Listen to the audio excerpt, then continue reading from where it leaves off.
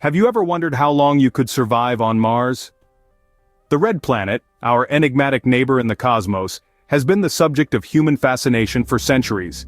It's fueled the fires of science fiction, from H.G. Wells' War of the Worlds to the Martian Chronicles of Ray Bradbury.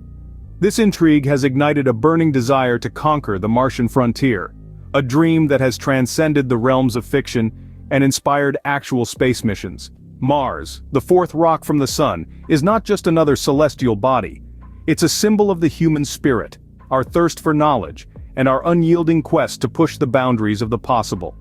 From the Mariner missions of the 60s to the Mars rovers of today, each stride we've taken has been a testament to human tenacity and ingenuity. Yet Mars is not the welcoming oasis we've often imagined it to be. It's a barren desert, a silent world of red dust and towering volcanoes. Its atmosphere, almost 100 times thinner than Earth's, is predominantly carbon dioxide with traces of nitrogen and argon. The Martian surface, with its extreme temperatures, can swing from a high of 70 degrees Fahrenheit at the equator during midday, to a frigid negative 125 degrees Fahrenheit at night. These harsh realities present a stark contrast to the verdant, life-sustaining conditions we enjoy on our home planet. So it begs the question, with Mars being such a hostile environment, how long could a human survive? Could we ever call this red desert home, or is it merely a distant dream, forever out of reach? As we wrestle with these questions, a cold, hard fact remains. Survival on Mars without the aid of a spacesuit or a habitat is currently impossible. But how long exactly could we survive, and why is it impossible to live there? Let's delve deeper. Mars is not as friendly as it might seem from afar. From the comfort of our blue planet, Mars, with its captivating red hue, has always intrigued us. But the reality is far from the romanticized version of the red planet we often envision. Let's talk about the Martian atmosphere, or rather, the lack thereof. Mars has a very thin atmosphere, with a surface pressure less than 1% of Earth's. This means there's hardly any air to breathe. If you were to step on Mars without a spacesuit, the lack of pressure could make your blood boil at your body temperature. Not a pleasant thought, is it?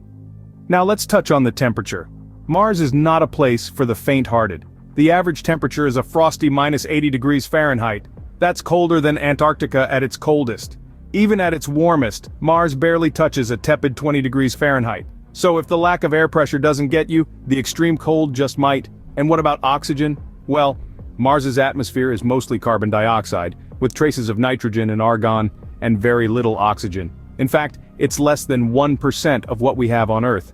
As you can imagine, trying to breathe in such an environment would be like gasping for air at the top of Mount Everest, but exponentially worse. These harsh conditions of Mars, from the lack of atmospheric pressure and the extreme temperatures to the absence of breathable air, would make survival without a spacesuit impossible. In such an environment, a human would succumb in less than 2 minutes. With all this in mind, it's clear that Mars, despite its allure, is a hostile place for humans. It's a world where every single element of the environment is stacked against our survival. So without a spacesuit or proper protection, Mars is an instant death trap. So you've landed on Mars and you've forgotten your spacesuit. How long do you have? Well, if you think you'd have time for a quick stroll around the red planet, think again.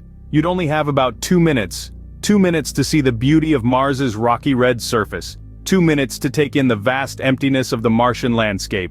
Why only 2 minutes? The answer lies in the harsh, unforgiving conditions of Mars. The Martian atmosphere, primarily composed of carbon dioxide, is incredibly thin compared to Earth's. This lack of atmospheric pressure would cause the fluids in your body to boil at normal body temperature. Yes, you heard that right. No, it's not a pleasant thought. Within seconds, the low pressure would cause the nitrogen in your blood to vaporize, leading to the bends, a painful condition faced by divers who surface too quickly. Your blood vessels would be under such stress that they could rupture, causing internal bleeding. And let's not forget about the lack of oxygen. You'd quickly lose consciousness due to hypoxia, a condition caused by insufficient oxygen in the body. Your body's cells would start to die, and within 2 minutes, your organs would begin to fail. Now let's add to this the extreme temperatures. Mars can get as cold as minus 80 degrees Celsius at night, which would quickly lead to hypothermia. Even in the daytime, the temperature rarely rises above minus 20 degrees Celsius. In short, the Martian environment is hostile to human life. Without a spacesuit, your body would be subjected to conditions it is not equipped to handle, leading to a rapid demise. As intriguing as Mars is, it's not a place we're built to survive on without adequate protection. The dream of stepping foot on Mars, it seems, is not as simple as it might appear. So, 2 minutes, that's all the time you would get on Mars without a spacesuit. The dream of living on Mars seems to be just that, a dream.